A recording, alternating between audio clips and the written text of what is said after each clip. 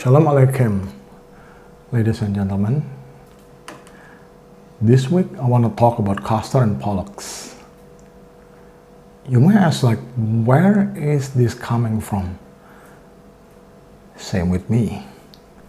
I've been reading the Bible for years, and in Acts 28, verse 11, King James Version, and after 3 months, we departed in a ship of Alexandria, which had wintered in the isle whose sign was Castor and Pollux. What is a ship sign doing in the Bible? This is about St. Paul voyage to Rome.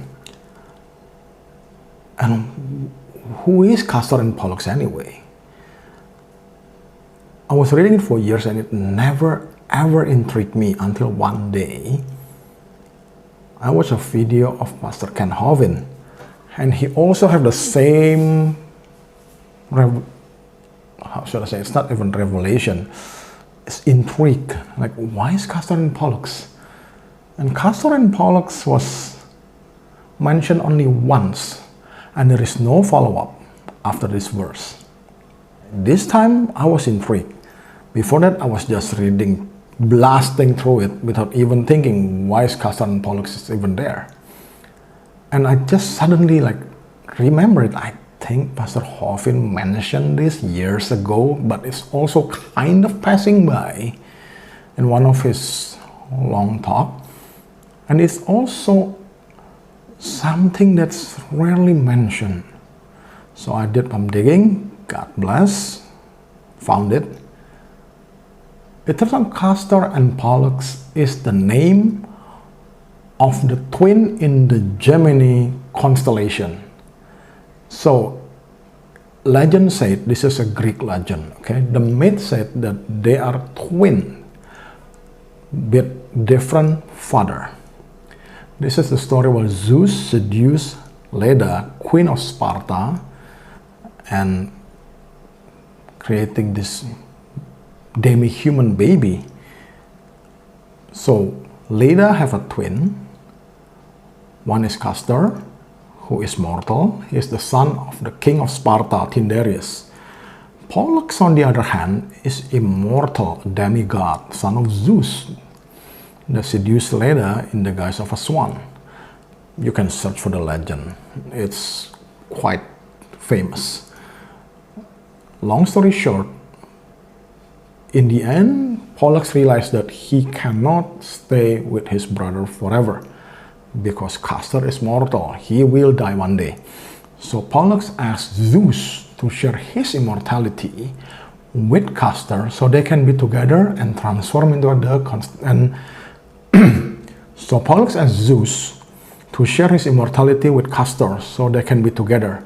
And with that, they are transformed into the constellation that we know as Gemini today. Now, what is that got anything to do in our Bible, right? Now, this is the perfect mix. You have to understand that the New Testament was written in Greek, okay? Greek was the lingua franca of the day. Everybody speaking Greek in the Mediterranean area. So, the easiest way to describe this new teaching, this Jesus from Nazareth, is through the eyes of the common people who is very familiar with the Greek mythology. So Jesus is perfectly represented by this Castor and Pollux character. Why? Because Jesus has this nature of mortal and divine immortality in him. He is Son of God, 100% human, 100% mortal.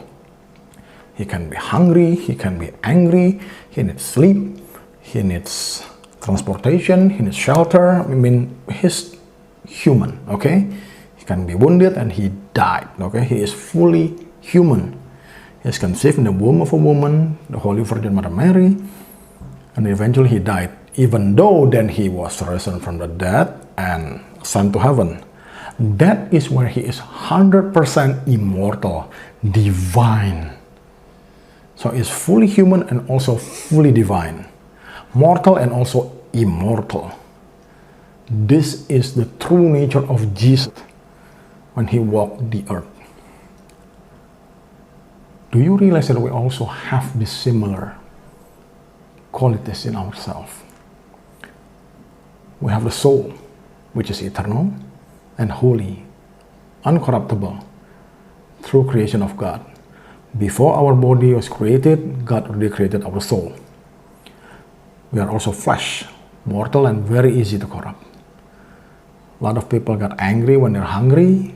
We need all kinds of needs in this world just to stay alive. We need healthcare, we need food, we need shelter, we need clothing, we need education, and so on and so on. This symbolism also represents our state, how we should live, how we should always strive to follow our immortality and holy nature. Because after this life is over, our soul will go back and return our Father in heaven. That is, if we do good enough to follow the path of the Lord.